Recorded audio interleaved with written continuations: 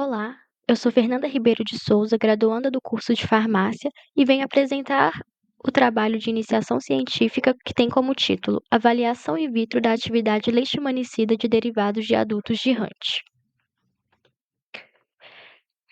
Esse trabalho contou com a orientação do professor Dr. Rodrigo Dian e, além disso, contou com a colaboração de pesquisadores do LIMP, do Núcleo de Pesquisas em Ciências Biológicas da UFOP. Esse trabalho teve como objetivo geral avaliar a citotoxicidade e a atividade leishmanicida in vitro em promastigotas e amastigotas de leishmania infanto frente a diferentes compostos químicos derivados de adultos de Hunt.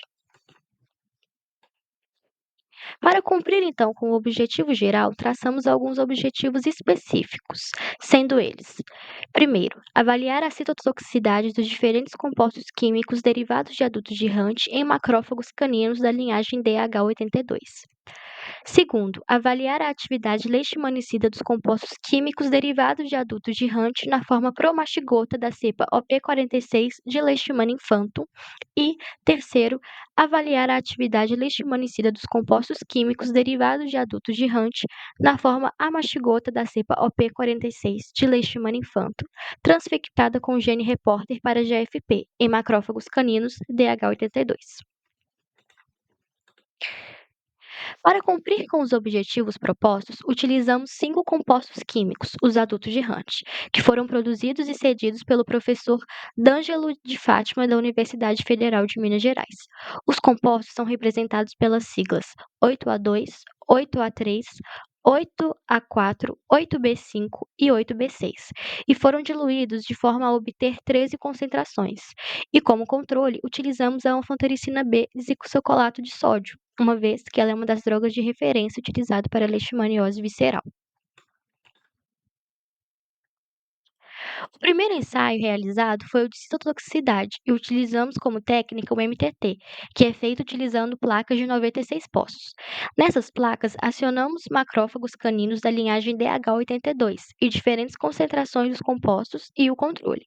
As placas foram incubadas em 3 tempos e dentro de cada tempo, em cada placa, foi adicionada a solução de MTT e em seguida a solução de SDS em HCl. Após 16 horas de incubação, cada placa foi lida em espectrofotômetro no comprimento de onda de 490 nanômetros. O segundo ensaio foi realizado para avaliar a atividade leishmanicida em formas promastigotas de Leishmania infantum. A técnica utilizada foi a mesma citada anteriormente, porém, a diferença é que, ao invés de utilizarmos macrófagos, utilizamos o parasito em sua forma promastigota. O último ensaio avaliou a atividade leishmanicida em formas amastigotas de Leishmania infantum. Para tal, utilizamos um citômetro de fluxo, promastigotas de Leishmania infantum transfectadas com GFP, que é uma proteína verde fluorescente, e macrófagos. Os parasitos e os macrófagos foram adicionados em tubos, que foram incubados por 24 horas e lavados para posterior adição dos compostos e do controle. Depois foram incubados por 3 tempos, e no intervalo de cada tempo os tubos foram lidos no citômetro. Com relação ao resultado do primeiro ensaio, o de citotoxicidade, observamos que a maioria dos compostos de adultos testados apresentou citotoxicidade baixa ao longo dos tempos avaliados. Calculamos então os valores da concentração inibitória de 50% e, quanto menor o valor, mais tóxico o composto é para a célula. Nesse sentido, podemos observar que a maioria dos compostos apresentaram valores acima do controle positivo, a anfotericina B. Com relação aos resultados do segundo ensaio de avaliação da atividade leishmanicida em formas promastigotas de Leishmania infantum, podemos então observar nos gráficos de curva sigmoide que o eixo Y representa a porcentagem da viabilidade dos macrófagos tratados com diferentes concentrações de adultos e anfotericina durante os tempos de 24, 48 e 72 horas. E o eixo X vai representar o log das concentrações que os compostos 8B5 e 8B6, representados pela linha amarela e rosa claro, apresentaram então melhor ação leishmanicida in vitro contra as formas promastigotas de Leishmania infantum, porém ainda inferior à anfotericina. Já o último resultado mostra a atividade leishmanicida na forma amastigota de Leishmania infantum. Os gráficos apresentados na parte superior temos o percentual de macrófagos infectados com leishmania-infanto, OP46-GFP, e tratados com os adultos, em concentrações equivalentes aos valores de C50% de cada droga. As análises foram feitas após 24, 48 e 72 horas. Já na parte inferior, onde está a intensidade média de fluorescência, o MFI, representa a razão do número de amastigotas de leishmania-infanto, OP46-GFP, internalizadas nos macrófagos DH82 após o mesmo tempo de tratamento com os compostos.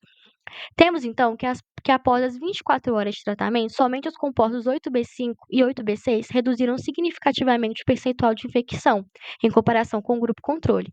Após as 48 horas de tratamento, o percentual de infecção foi reduzido significativamente pelos compostos 8A4 e 8B6 em relação ao grupo controle. Por fim, após 72 horas de tratamento, o percentual de infecção foi reduzido significativamente pelos compostos 8A2 e 8B6 em relação ao grupo controle. Já na parte inferior da figura 3, foi observado nos resultados uma tendência de diminuição do MFI nos macrófagos infectados após as 24, 48 e 72 horas de tratamento, em quase todos os compostos tratados. Então, podemos concluir, com a realização dos estudos in vitro dos compostos adultos de Hunt, que os compostos 8B5 e 8B6 apresentaram melhor ação leishmanicida contra as formas promastigotas de leishmania infanto. Além disso, o composto 8B6 obteve a melhor resposta às formas amastigotas do parasito, o que o faria ser selecionado posteriormente para uma continuação dos testes in vivo.